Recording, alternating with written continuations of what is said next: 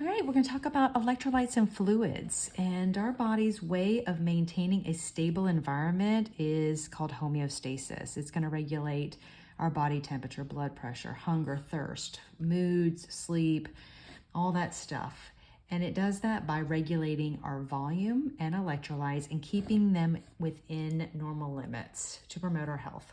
So we're going to focus first on fluids and primary water, because that's what our body's mostly made of. Mostly made of water, which is about 60% of our body. A normal adult male is made of about 60%. Lean body mass has more water, so muscle carries more water than adipose tissue. And that's important to know because older adults, they have less muscle mass and lean muscle mass because they lose that over time. In addition, children and babies, they also have more adipose tissue, which has less water. And so they're at really high risk for fluid-related problems.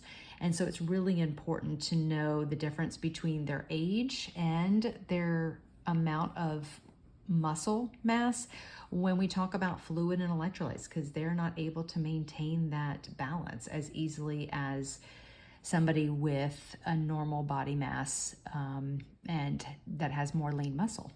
So we're going to talk about when we drink a liter of water. And when we drink and take in about a liter of water, and this is if I drink it, take it in PO, or if I give it in a fluid, if I give 1 liter of, let's say, normal saline, I should see about 2.2 pounds of weight gain, because 1 liter equals about 2.2 pounds.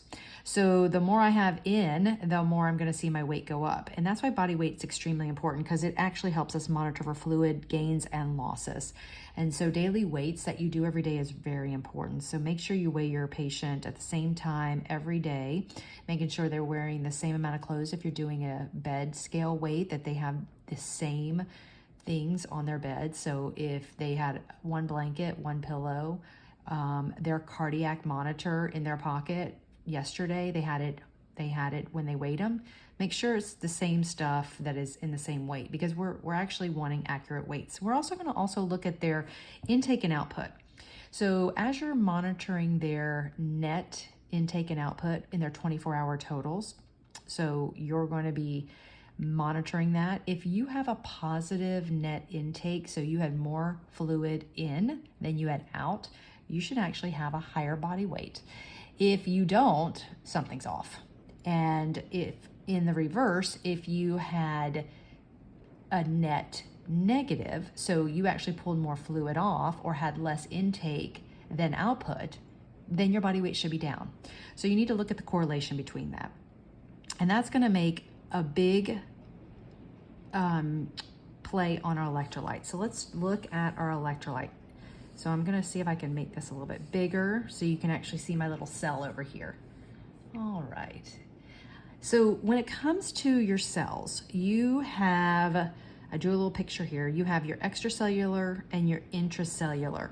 Your extracellular is your interstitial fluid and your plasma. So the cool thing about this is that's basically your bloodstream, which is your plasma, and it's the surrounding tissue and the things that are not in your cells. So you got your cells, of course, that's the intracellular fluid, which is your cells, but you've got this tissue around there. So when you start to swell and you have edema, it's going into the interstitial fluid, and that is where, so it's the space between the plasma and the cells.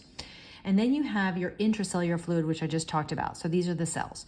And the concentration of all electrolytes, they are in the extracellular and intracellular, but they are different in concentrations.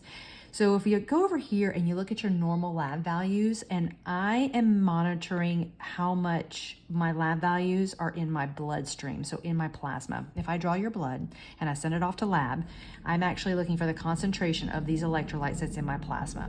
That's why the sodium is so high, because there's more sodium. It is the main electrolyte in my extracellular fluid. So it should be high. It's about 136 to 145. But look at my potassium, 3.5 to 5.0. Do you know why? Because most of my potassium lives in my cell. 98% lives in my cells. They live in my muscle, they live in my cells in my liver, they do live in some red blood cells. However, the majority live in my cells. That's why my concentration is going to be 3.5 to 5. That's why it's going to be a little different. So looking at that, you can see why chloride, sodium and chloride are a little bit higher. There is some calcium in there, and there's some magnesium. But again, phosphorus and potassium, they live in the cell. That's why you're going to see lower levels there. So that's going to make a big difference with your fluid and electrolyte imbalances. So if we look at the shifting, shifting of the fluids, when we talk about the differences. So I'm going to talk about the inner cellular interstitial fluids. So if I leak into my interstitial fluids, I'm going to have that swelling. I'm going to have a normal distribution, which is my first spacing. So if I'm looking at a typical body that does not have any edema, that's typical first spacing as a normal distribution of fluids between the intercellular and the extracellular compartments. But if I'm having second spacing, if I'm starting to have some edema, I'm going to have some abnormal accumulation of the interstitial fluid, which is that swelling I'm seeing. Then I can have third spacing, and this is going to be an excess fluid collection in the non-functioning areas, again in that interstitial area between the cells. And I'm going to see this in disease processes like ascites, peritonitis in my burn patients, trauma patients, pancreatitis, and my sepsis. So it's really important to monitoring the shifting of the fluids.